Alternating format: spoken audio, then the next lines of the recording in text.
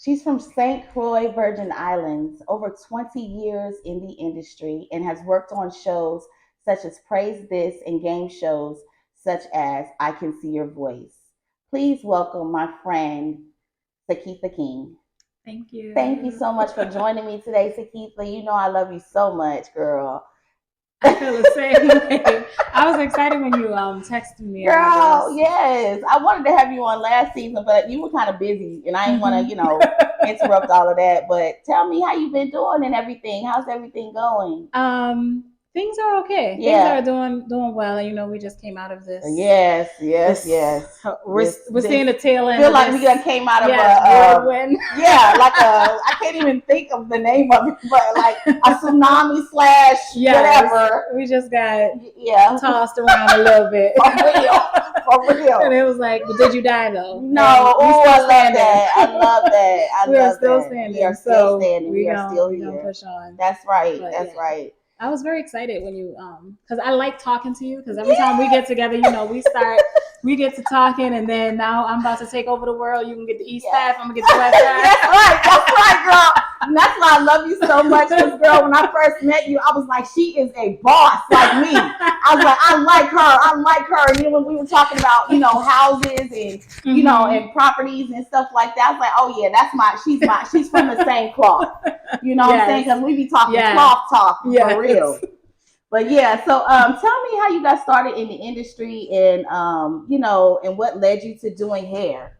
Okay, so in beauty overall, it's been a generational thing. I grew up with my grandmother in St. Croix in the U.S. Virgin Islands, Mm-hmm. and she was a hairdresser. Wow. And but I want to call her an entrepreneur, because she Yes. was not only a hairdresser, but she did so many other things. Like, Mm-hmm. that lady, we say Wow. she knew how to turn her hand. Like, she knew how to Yes, that's make good. things And that's why happen. that's Yeah. why you know So how to I do was that. right under her, just Yes. not really like mimicking, but it was being poured It was out, and then I being, was yeah, absorbing it. deposit. Yes. Yeah. So she was a hairstylist, and funny enough, her dream for me was to go into healthcare. Wow. But that's just a Caribbean thing. Like, Yeah, yeah. They want you to Dr. either be a Lloyd, doctor Indian or a chief. lawyer or engineer. Yeah, so Kind of it like was. Africans too. Yeah, Yeah. so culturally, she wanted something that would sustain me. And I think for her, the hustle of being an entrepreneur that we're all familiar with is Mm-hmm. sometimes is like, it's a lot, and Yeah. especially for Black women. Yes. So she really wanted me to go into healthcare. Mm-hmm. But the hair was something I just picked up Yes. naturally. And my great aunt, which was her sister, she was Mm-hmm. also a hairstylist. She gave me my Okay. first mannequin and told me, Wow. you know, don't cut the hair. So of course, it went from about 12 inches to 10 Right. to Right. 6 to a mohawk. Right. You was experimenting for real on those And in mannequins. my mind, she's not gonna tell. Yeah. Yeah. She can't Yeah. tell. No, Right. no one's gonna know. That's hilarious. But from there, it was always like a hobby. And then Mm-hmm. I went to college, and I did hair, in the dorms and all of that.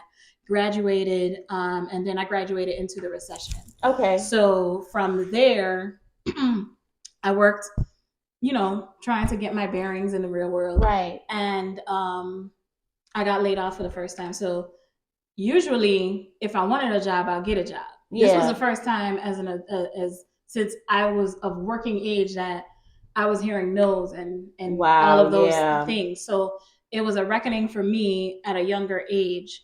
And I remember just scrolling through job postings, and I would see hairstylists, but you need a license. Mm-hmm.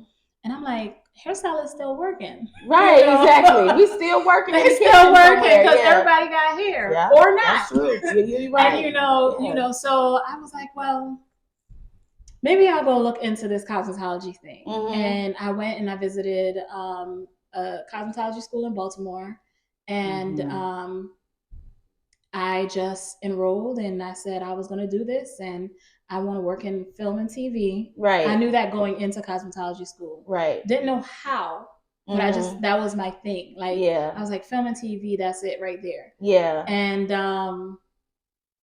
I went part time. I was able to find a job, like a temp, and that went permanent. So I did that full time, working in beauty school at night. And I did that for about 2 years. I Mm-hmm. finished school. And I tell people this story because I had a non-traditional path. Yeah. So I got out of cosmetology school, though, like maybe a month before Cosmoprof, Mm-hmm. the trade shows, they were coming to Maryland or DC. Yeah. And I treated the trade show like it was a job fair. Yes. I know And that's right. I mean, because you're a go-getter. because I Yeah. was like, well, I don't have any money just yet to be buying a whole bunch of That's it. tools and Yeah. products, and so I'll take the classes, whatever Mhm. free classes they were given, I would do it. And I looked at all of the companies that were going to be there, and then I went to their careers page, and I just started putting in applications. That's good. And That's something I would do. That's something I would do. And then I got there, and I just went to each one of the booths, and I want to say a week before, one company called me, Kinra. They called me, and they were saying that, they were interested. And so I was like, well, let me go check this brand out. Yes. And I went to, after work, I went to Cosmoprof and I bought some of the products. Okay. And I went to cosmetology school, and I told a couple of my friends and my instructor, I was like, this company called me. I'm gonna go see them at the show, but I have an interview with them on the phone after, like, the following week. Yeah. So they were like, all right, we're gonna test out these products, and this is why you need community, because you need people around you who are gonna support your dream. Yes, you better say that. So my friends and we sat there and we were just like playing with the products, testing, and be like, all right, pick the one you like the most. So we were just trying to anticipate, interview questions. Yeah. Got to the trade show. I hope I'm not talking too fast. No. I went to the trade show, and I saw the booth, and I went by. I didn't say anything the first time. I kind of just wanted to see the vibe. Right. And there were 3 employees there, the educator and 2 regional managers. And I circled around, checked some other places out. They were having a class. So I came back for the class. I sat in on the free little color class. And then at the end of the class, I introduced myself. Okay. And because I was asking questions, I was interacting, and I liked the rapport. Right. So I introduced myself, and then I said to them, well, I have an interview. I applied for one of the positions, and I have an interview a week from now. And they were like, oh my God, that is awesome. We're going to tell the team that we met you, and you're great. And so from there, I worked with them for a few years. Wow. And then after, I had like a gap, like I was with them for about almost 3 or 4 years. Okay. And then I was in DC at the time, and I moved back to Baltimore because I had some transitions. I lost my dad, my grandmother. Yeah. So personal things started to kind of like take more of my attention. Yes. So I took a break from beauty, and I ended up working in nonprofit development for Johns Hopkins. Wow. And that was just like my hiatus. Yeah. But I still had like this hand in the beauty. And this is feeling like the long version, but that's okay. I said, well, I wanted to do film, and I started school to do film, but I'm not doing film. So how are we gonna do film? Right. And again, community. My friend said, oh, my makeup artist, she's having a class. And I'm like, okay. And I spoke to her. Her name is Jamea. And I said, I wanted to do hair and makeup for film and TV. And she said, well, I'm not doing a class, but I have a friend who's also a makeup artist who is doing one for film and TV. So my class might not be good for you, but hers would be. And then I was introduced to Ghazi, and she's a makeup artist in Maryland and who worked on The Wire and all of these things. Yeah. So she was doing like this introductory course. And another key thing was that what I thought was admirable was Jamea didn't try to keep me for herself. Even though she knew it wouldn't be a fit. Like, she asked me what I was looking for, I told her. And instead of seeing me as a dollar sign, she saw opportunity to put me in the right direction. Yes. So again, anointed path. Girl, so for real. Yeah. For real. So I took that class with Ghazi, and it was a literal boot camp. Learned how to read call sheets, all of this other stuff. Oh, that's excellent. Yes. Yeah. It was a great class. She had one-on-ones, and but still from there, it took maybe a year before I actually got to set. Because film was happening here in Atlanta. Yes. I was in Maryland, and I was like, and Gazi was like, if you want to work in film, Atlanta's Yeah. it's the place that you want to be. And Mm. so I look more classes. I'm an education girl, so I gotta Yes. I gotta get the You gotta get the I gotta the get the knowledge core to apply it. for the So, foundation. yes. Yes. That's how it's supposed to be. So I looked up classes. I saw that SaKeitha was having a class here, and I had family members here. So I told my friend, I said, I'm coming for a class, and I drove down 10 hours. Wow. Packed up Casper, my little car. Oh. And I was like, I'm coming down. I'm gonna take this class. Yeah. And then I took the class. I met Blythe. I met SaKeitha. I met a few other people, and I was like, okay, I'm gonna do this. And I so said, you makeup too then? Yeah. Okay, I never knew that. Yeah. So I came back and I said, I'll be back in 2 weeks. I'm moving down. Oh, and wow. Everybody was like, what?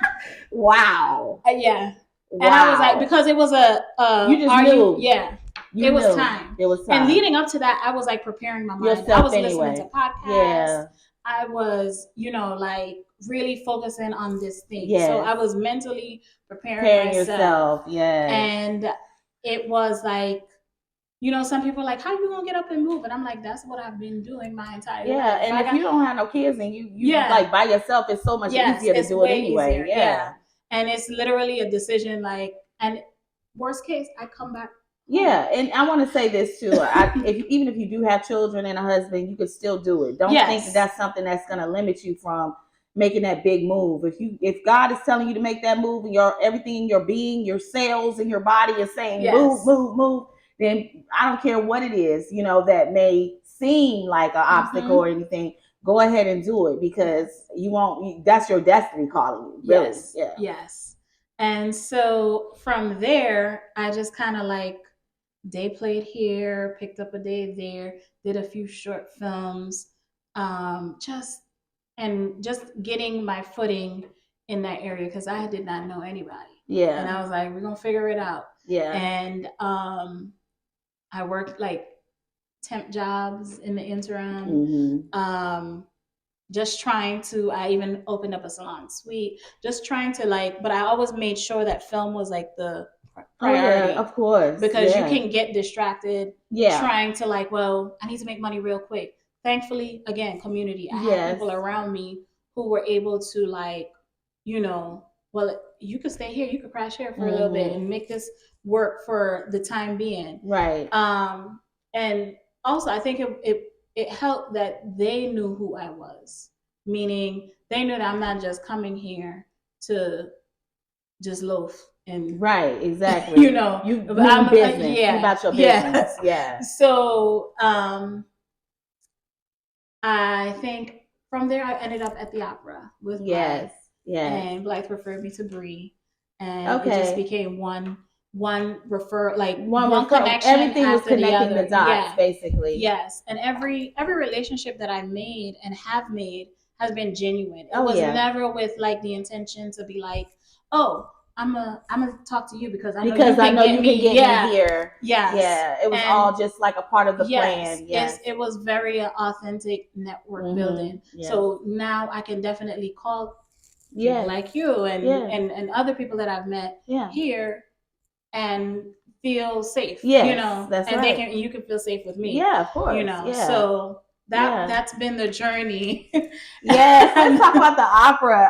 A lot of people don't even know that they can start out at the opera to get all of their training. A lot of different things. Because even when I went to the opera, I didn't really realize that it was some things I didn't know. About, especially about blocking and wigs, just different things, and then about blocking the mustaches and the beards and all of that stuff. It really taught me so much being there, and I'm so grateful for the opera. I would never ever forget that. And then the fun that we had at the same time, we became like a little family. And so I was so thankful that I met everybody from there. Tell me about your experience there. While I was there, it allowed me to test my hand, because we did both hair and makeup. We did both. So it allowed us to be in the world of the other craft, because in the union, you choose your craft. But it allowed me to experience both.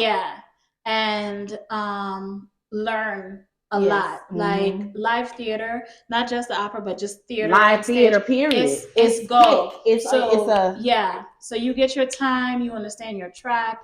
It's a language and You're a right. test of skill. You're right. And you have to be a thinker. Yeah. Like it's not toy soldier point you in the right direction, you just go. It's literally you have to think too. Yeah. Because it has to make sense to the you have your instructions, but it has to make sense to the show. Yeah. You know, so I definitely enjoy like my opera crew.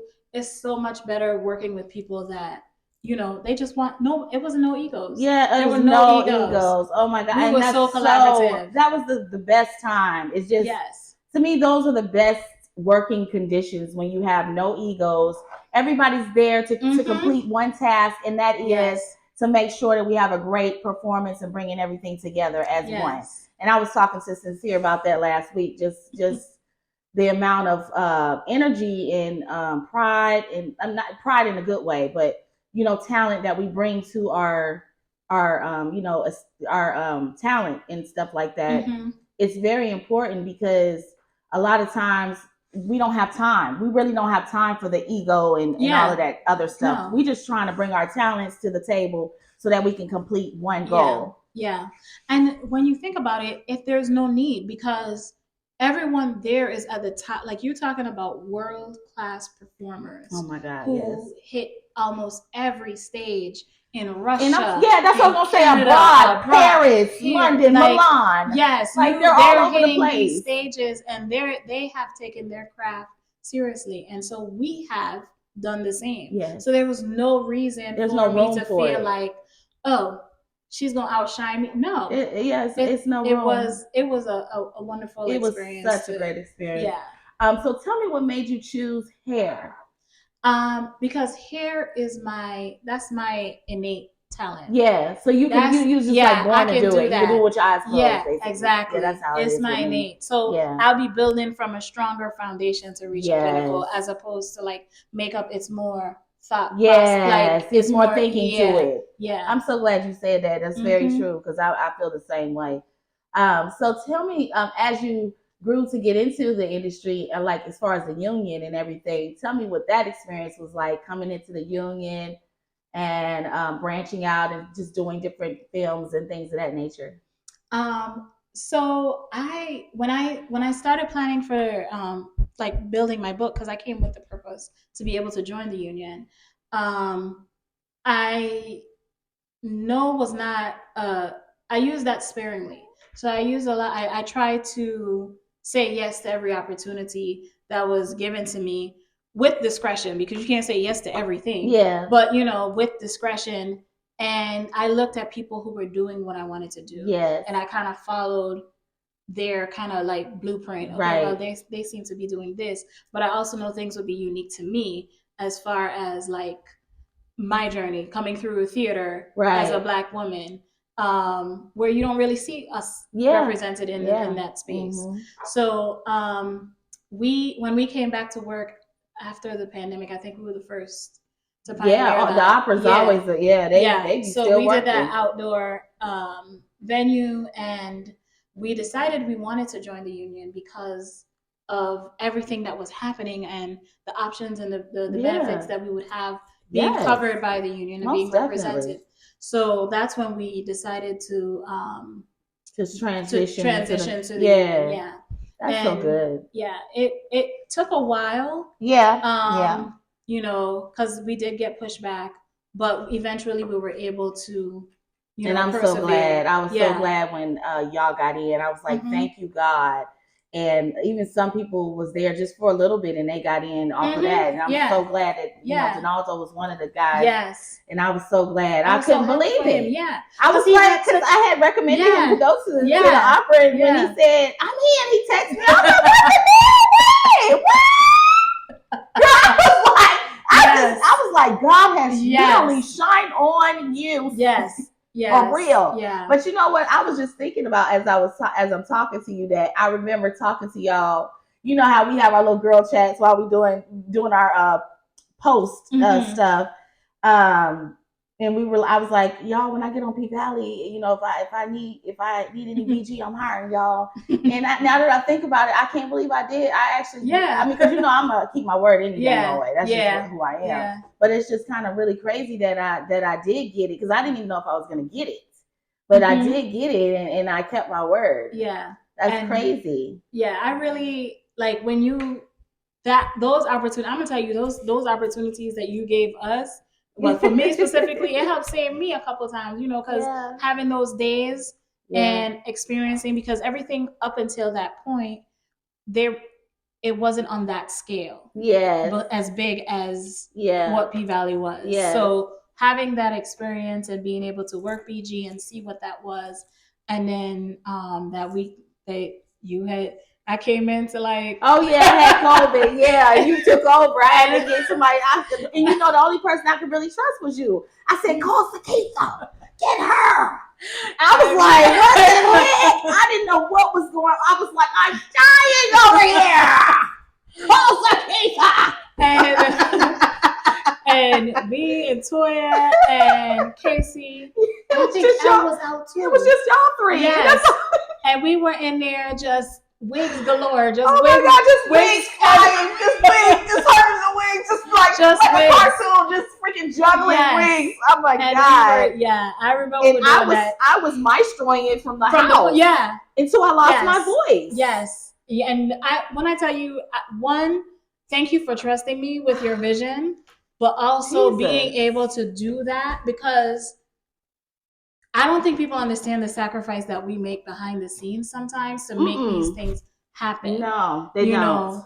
And you were not well. No, I wasn't. For you to be able to still, because there were times we want you to rest, we want you to get better, but we also want your vision to come to life. And we were trying to make hair burn for a scene and try to get the right type of blonde. And we were like, just dying and all type of cuts and tricks and toning and getting here, like just all of it. Everything. And for you to have to just be like in command center from your bed. Yeah, that's I was literally in the bed. And we just taking pictures and sending it back. What does it look? Oh, we got to get it blonder. Okay. Yeah. And you're, just for you to be able to do that from that position as sick as you were, I like it's real.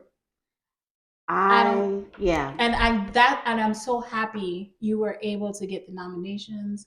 Like it was because God knew it returned. It came in return. And God knew. Yeah, He knew. It's so he okay. Nope. Okay. Nope. Nope. No. Okay. No. Okay. All right. I'm gonna call him a Capricorn. Yeah. We don't do that over here. But yeah, it was like God knew. He knew I was almost about to die. He knew that, and I knew that. And my husband knew that. That's why when I lost my voice on the phone talking to Toya, it was like Toya was like, Arlene, are you still there? And I was like trying to talk, and I couldn't talk. And she was like, oh God, Arlene, well, okay. She was like, just get your rest. I got it from here. I mean, I literally talked and maestroed everything, and so I could not even talk anymore. That's deep. Yeah. And so, God knew. Babe, can you give me some tissue, please? But God knew exactly what to do. And He said, that's all right, daughter. I'm going to give you this nomination because you deserve this nomination. You almost died for this nomination. And I'm going to give it to you. But anyway, back to you. I don't want to, I had to say that because that was that. Yeah. I mean, Yeah. And I forgot that you knew. I forgot that you literally was there. Yeah. And you were in the thick of it and knew what I was going through at home. So thank you for taking over and for helping me. You know what I'm saying? Because that was a lot. But so tell me some advice that you can give and some lessons that you learned along the way for our viewers that you can tell them that can save them from having to go through the same thing, basically. What I would say is definitely the positives, community, having people around you. Because you can have good friends with bad advice. Yeah, you better say that. your friends and your family, their goal is to protect you. So they will give you the best advice in the worst way for the wrong situation. Right. You better say that. You better say that. And then you have friends who will be like, well, okay, if that's what you want to do, I'll be right here. I'm right here with you. I'll be right here. I don't know about it, but I'll be right here. So be careful. So it's really building your community and making sure that if you lack the discernment and you were like, well, I tried this and this is how it ended up. Like you seek out the people who are doing the things that you want to do. If you don't know them, like we have such a vast and we have so much access to people. Yes. Now you can send them a DM and that you can be not creepy about it. Yeah, right, exactly. Like just one will work. If you just don't know the person, communicate. Definitely educate yourself. I would say definitely seek out professional classes. Yes. And I have to stress professional because you need people who have proven track records. Yes. That's so true. And educate yourself, build your community, take it one step at a time. That tomorrow will worry about tomorrow. Yes. Tomorrow got enough worries for that's about it. That's some good. Tomorrow got enough worries for itself. Yes. Just deal with the thing the most immediate, high priority. And you got to believe in yourself. Yes. Because one thing, like my great aunt, I used to tell people before she passed, I'm like, everybody who knew her knew that she didn't play about me. Like she didn't play.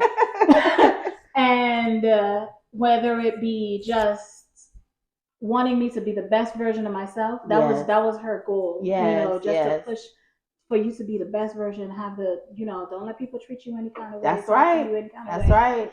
And when she passed, I remember telling my friend, I was like, that was my backup, but now I literally have to like take that on for myself. Yeah. Like even when I can't play about me. Yes, you can't. You can't. And I'm the one who set the example for everybody else. Yes. So if I'm out here like acting like subpar is enough for me, then everyone else will follow suit. Yes. So don't play about yourself. That's right. Take your career. That's your bread and butter.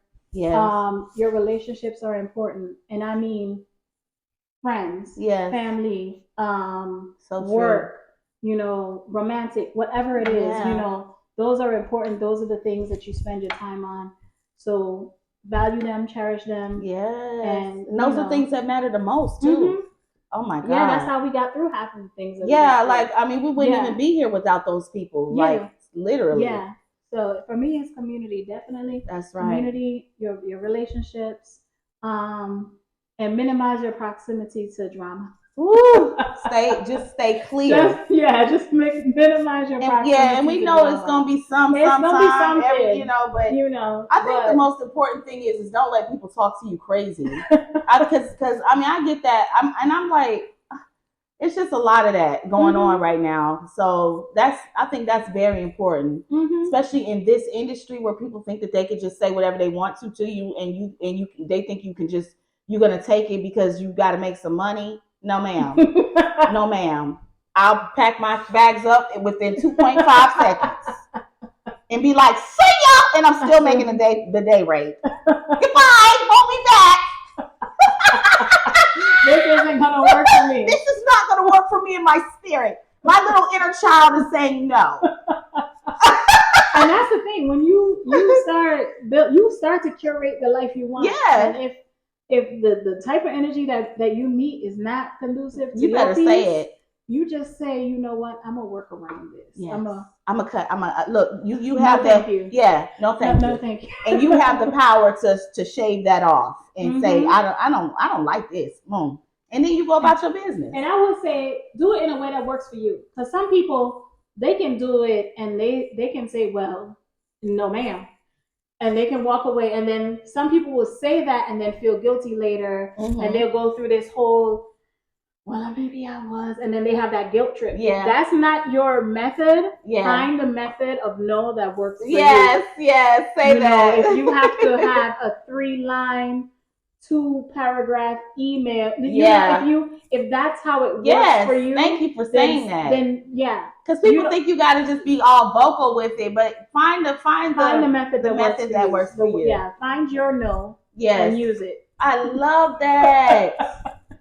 So I've never heard that before. Yeah. You are the first person who has ever said that, because everybody that, you know, I talk to, they know, that really know me, like, you need to do this and cuss them out and blah, blah, blah, blah, and stand up for yourself.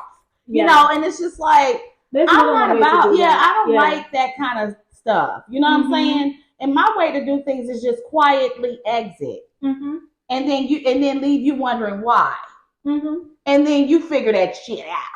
Yeah. You know what I'm saying? You figure out why I left. Because I'm not going to tell you, I'm not going to, you know, tell a grown person why why I cannot talk to you anymore. Figure it out.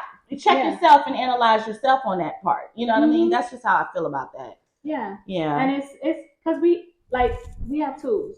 Yeah. That we use for our job, you know. You want a particular hairstyle, you want straight, you're not gonna pick up no curling iron. Right. You're gonna pick up a flat iron. Yeah. So you find the tool and the know that works for you. Yes. Whatever needs to be applied to that situation. Yes. Sometimes it might require some heat. Yeah. Yeah. You're right. Sometimes. But if it doesn't, then you don't need it. Yeah. So I love that. That's some good advice, you guys. Because sometimes it don't require a lot. It really don't. Yeah. Is there anything, any final words that you can leave with them, that they can take with them for the rest of their life throughout their career, and also let us know where to find you at and everything so that they can follow you? So this is a career and this is life, and it's gonna have ebb and flows. So you're gonna have your peaks and you're gonna have your valleys.